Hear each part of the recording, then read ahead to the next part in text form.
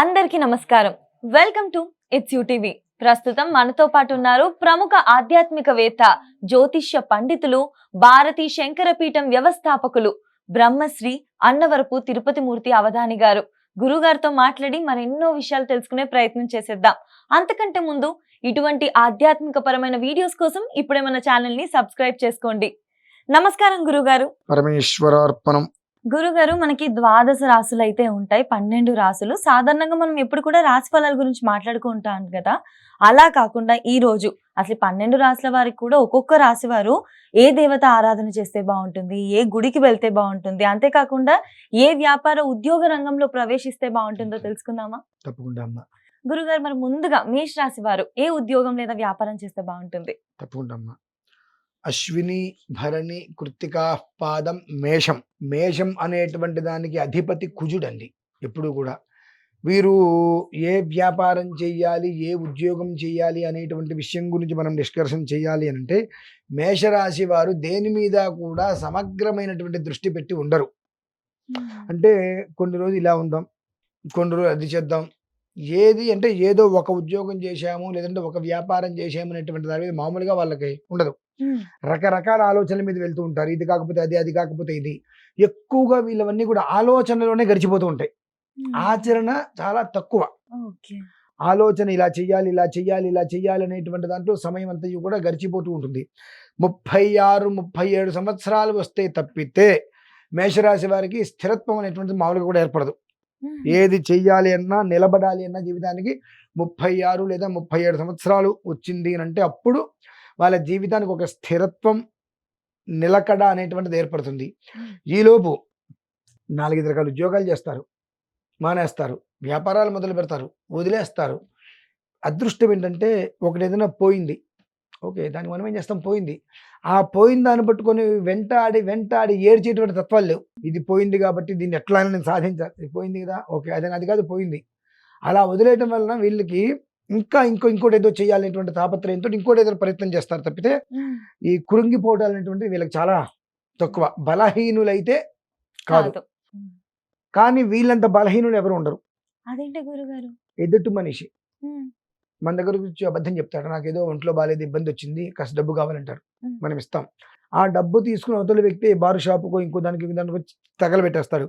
అది ప్రత్యక్షంగా డైరెక్ట్గా చూసి కూడా మళ్ళీ రెండోసారి వచ్చి నాకు ఇంత కష్టం వచ్చినట్టు డబ్బులు ఇచ్చేస్తారు. అంత బలహీనం. అంటే ఎదుటి మనిషికి కష్టం వచ్చింది కదా, సో ఈ కష్టం వస్తే ఎలా ఉంటుందో మనకు తెలుసు కదా అని ఇందాక అబద్ధం చెప్పాడు, ఇప్పుడు నిజం కావచ్చుగా, సార్ అలా నమ్మి ఇచ్చేస్తారు.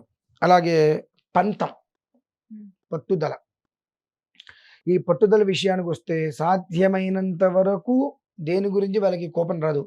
ఒక్కసారి ఇది మనకి వద్దు వీళ్ళతోటి అని అనుకుంటే చనిపోతున్నారంటే అవునయ్యా, ప్రతి మనిషి చేస్తాడుగా, చేస్తే రేపటికి రెండు ఎవరికైనా ఒకటే, దానికి మనం ఏం చేస్తాం అనే స్థితిలో కూడా వీళ్ళు చేసుకుంటారు.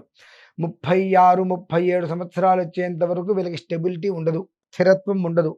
ఎన్నో ప్రయత్నాలు చేసినప్పటికీ కూడా వీళ్ళ వరకు వీళ్ళకి ఫలితం శూన్యం. వీళ్ళ దృష్టిలో ఉంచుకుని బయట వాళ్ళు బాగుపడిపోతారు, వీళ్ళని నిలబడటం కష్టం. ఇనుము జోలికి వెళ్ళకూడదు. పొరపాటున ఇనుము వ్యాపారం చేద్దాం అనుకున్నారంటే మట్లో కలిసిపోతారు, ఉపయోగం లేదు. బంగారం వ్యాపారం పనికిరాదు, అంత కలిసి రాదు. ఇంకోటి ఏదైనా సరిగా పెట్టుకుంటే ఏదైనా ఒక కాస్త ఏదైనా మీకు కనిపిస్తుంది మినహాయిస్తే ఉట్టిగా నేను బంగారం మీద కూర్చుంటాను అని అంటే ఎదగనివ్వదు. కాస్మోటిక్ అనేటువంటిది ఈ మేకప్కి సంబంధించి అటువంటివి ఏదైనా ఉన్నాయి అంటే అది చాలా అతనికి ఉపయోగపడుతుంది. అలాగే మెడికల్కి సంబంధించిన దాంట్లో నిలబడగలుగుతాడు. సొంతగా వ్యాపారం చేయటానికే వీళ్ళు ఎక్కువగా ఆలోచిస్తారు, కానీ ఒకళ్ళ దగ్గర పని చేయడానికి వీళ్ళకి మనస్సు స్థిరంగా ఉండదు. నువ్వు పెట్టావు ఫ్యాక్టరీ, ఏదో నన్ను ఉద్యోగానికి పిలిచావు, నాలాంటి వాళ్ళు ఒక 10 మంది నీ దగ్గరకు వస్తే నువ్వు తింటున్నావు, సో అంటే మమ్మల్ని ఉపయోగించుకు నువ్వు భోజనం చేస్తున్నావు, నువ్వు ఈ కుటుంబాన్ని గడుపుకుంటున్నావు, కాబట్టి నాకు ఇవ్వాల్సిన వాల్యూ నువ్వు నాకు, నేను లేకపోతే నువ్వు బ్రతకలేవు, పెట్టుబడి పెట్టి ఉపయోగం లేదు కదా అనేటువంటి నిరంకుశ ధోరణిలో మేషరాశి వారు ఎక్కువగా ఉంటారు.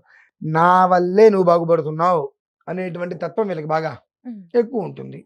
అది వాస్తవం కూడా ఒక రకంగా వీళ్ళ దృక్పథం అలానే పూర్తి స్థాయిలో ఉంటుంది. ఎందుకంటే నువ్వు ₹1 కోటి పెట్టుబడి పెట్టి ఒక బిజినెస్ పెట్టావు, వర్కర్స్ లేకపోతే బిజినెస్ రన్ అవుతుందిగా. అవ్వదు. సో నువ్వు అప్పుడు ఎవరి మీద నువ్వు ఆధారపడ్డావు? వర్కర్స్ పైన. మరి కానీ నువ్వేం ఫీల్ అవుతావు? నేను వర్కర్స్, నేను ఉద్యోగం పెట్టా కాబట్టి నీకు భుక్తి అంటావు. కానీ మేము చెయ్యబట్టి మాకు ఇచ్చేది ఇంతే, నువ్వు పొందేది ఇంత, కాబట్టి నాకు ఎంత వాల్యూ ఇస్తావు అనేటువంటి దాని మీదే వీళ్ళకి ఎక్కువ ఉంటుంది. కాస్మోటిక్స్ అనేటువంటిది వీళ్ళకి బాగా మంచిగా ఉపయోగిస్తుంది. కలిసి వస్తుంది. బాగా అంటే బాగా ఉపయోగపడుతుంది. ఉమ్. తర్వాత వచ్చేటప్పటికి ఈ యొక్క దేవుడి విగ్రహాలు ఉండండి, పూజా స్టోర్ లాంటిది, ఆ. దేవుడి విగ్రహాలు అటువంటిది ఏదైనా వాళ్ళు స్టోర్, పూజా స్టోర్ లాంటిది పెడితే బాగా కలిసి. విపరీతంగా వాళ్ళకి అది కలిసి వస్తుందమ్మా. ఉమ్. ఎలాంటి ఇది లేదు. కానీ ఏ పరిస్థితుల్లో కూడా ఇనుము జోలికి వీళ్ళు వెళ్ళకపోవడం అనేటువంటిది వీళ్ళకి చాలా మంచిది. ఉమ్. ఎందువలనంటే జన్మతహాగా శుక్ర విధానం కనుక కోమలత్వంగా ఉండేటువంటివి, మృదువైనటువంటి ఏవైతే ఉంటాయో చూడటానికి కొన్ని కొన్ని మనకు గాజుతో తయారు చేసిన బొమ్మలు ఉంటాయి, చాలా సున్నితంగా ఉంటాయి, గవిక్కిరి కింద పడితే పగిలిపోతాయి, కానీ చూస్తే మాత్రం ఎంత అందంగా కనిపిస్తాయి. అలా చూడటానికి ఎంతో అందంగా ఆకర్షణీయంగా కనిపించేటువంటి వస్తువులు ఏదైతే ఉంటాయో అటువంటి వాటి మీద వీళ్ళు బిజినెస్ పేరు చేస్తే నిలబడతారు.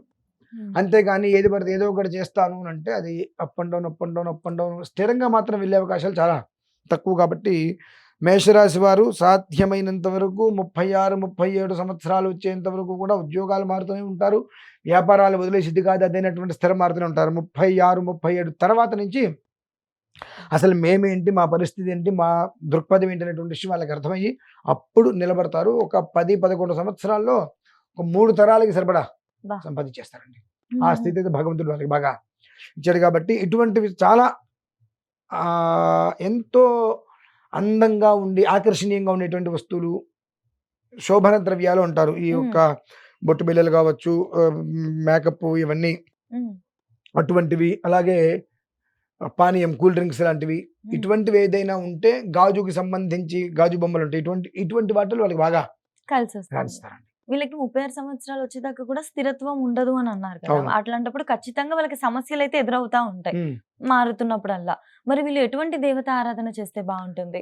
వీళ్ళు ఈశ్వరుణ్ణి పట్టుకున్నంత కాలము బాగుంటుందండి. ఉమ్. స్వతహాగా మేషరాశి వారు ఎక్కువగా అమ్మవారిని కొలుస్తూ ఉంటారు.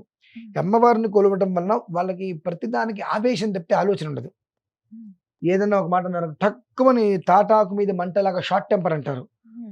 3 సెకండ్లో వచ్చేస్తుంది కోపం. దానివల్ల కొన్ని కొన్ని అనర్థాలు కూడా వస్తూ ఉంటాయి. కాబట్టి ఈశ్వరారాధన వీళ్ళు ఎంత చేస్తే అంత ప్రశాంతతగా ఉంటూ జీవితాన్ని చాలా బ్యాలెన్స్డ్గా నదీ ప్రవాహం వల్లే ముందుకు తీసుకెళ్ళగలుగుతారు. ఎంత ప్రయత్నం చేసినా 40 సంవత్సరాలు వచ్చే వరకు వీళ్ళకి కోపం తగ్గదు. అమ్మా. ఉమ్. ఎంత ప్రయత్నం చేసినా దగ్గరగా 39, 40 రావాల్సిందే. వస్తే కానీ వీళ్ళకి ప్రశాంతత ఉండదు. ఆ సమయంలోనే ఈశ్వరుని గట్టిగా పట్టుకుంటారు. అప్పటి వరకు అమ్మవారు అట్లా అమ్మవారి గురించి ఆరాధన చేసుకుని రకరకాలుగా ఉంటూ మహోగ్రంతో ప్రతి చిన్నదాన్ని కూడా 10 రకాల భూతద్దాలతో చూసి, ఉమ్. నన్ను అంటావా, కళ్ళలోకి చూసి మాట్లాడుతావు, నా కళ్ళలోకి చూసి మాట్లాడతావు, నువ్వెంతటి వాడి అంటే ఈగో అనేటువంటి పదానికి పూర్తిగా సరిపడేటువంటి వ్యక్తులు ఎవరైనా ఉన్నారంటే ఫస్ట్ మేషరాశి వారే ఉమ్. అందులో. కాబట్టి 40 సంవత్సరాలు, 39, 40 వచ్చే వరకు కోపం తగ్గదు. అయితే కొన్ని లగ్నాలు ఉంటాయి. ఆ లగ్నాన్ని అనుసరించి కూడా శాంత స్వభావాలు కావచ్చు, ద్విస్వభావములు కావచ్చు, ఆ లగ్నాన్ని అనుసరించి కొన్ని ఉంటాయి. ఉమ్. రాశి ప్రకారంగా ఉండేటువంటి స్థితిలో భరణి, రిపీట్, అశ్విని, భరణి, కృత్తిక, పాదం, మేషం, ఈ ఒక 8, ఇదొకటి అదొకటి 9. అశ్విని 4, భరణి 4, కృత్తిక 1. ఈ 9 పాదాల్లో జన్మించినటువంటి వారు, మేషరాశిలో ఉన్నవారు ప్రతి ఒక్కరూ కూడా ఖచ్చితంగా ఇంచుమించుగా 39 సంవత్సరాలు దాటే వరకు కూడా కోపం తగ్గదు. అన్నీ కూడా తొందరపాటు నిర్ణయాలు, ఉమ్. నేను ఇంతే చేస్తా, ఇలానే ఉంటాయి, కయ్యాన కాలు దువ్వటమే. 36, 37కి స్థిరత్వం ప్రారంభమైనప్పటికీ కూడా 39 తర్వాత ఆ కోపం తగ్గిన తర్వాత అది భూమిలోకి పాతుకుంటుంది. అప్పుడు అలా నిలబడతారండి. మరి వీళ్ళు ఏ గుడికి వెళ్ళొస్తే బాగా కలిసి ఇప్పుడు వస్తుంది గురుగారు? ఈశ్వరారాధన అంటే ఈశ్వరాలయానికి వెళ్ళటమే. 2 ఆంజనేయ స్వామి వారు, ఆంజనేయ స్వామి వారు. ఈ 2 చాలా వాళ్ళకి విశేషం. ఉమ్. ఆరాధించిన అంటే ఈశ్వరుడు ఆంజనేయ స్వామి వారు ఒకటే. ఈశ్వరుడి 11వ అవతారం ఆంజనేయ స్వామి వారు ఉమ్. కనుక ఆ ఇద్దరిని ఎక్కువ, ఎందువల్లంటే ఈశ్వరుని ఎక్కువగా ఆరాధించడం వలన శాంతం అనేటువంటిది ఏర్పడుతుంది. ఉమ్. హనుమంతుణ్ణి ఆరాధించడం వలన జ్ఞానం ఏర్పడుతుంది. ఉమ్. ఏది మంచి, ఏది చెడు, ఎవరిని మనం నమ్మచ్చు, ఎవరిని బిలీవ్ చేయొచ్చు, ఎవరిని పక్కన పెట్టాలి, ఎవరితో అనేటువంటి తెలిసి తెలుస్తుంది. నిలబడిపోతారు.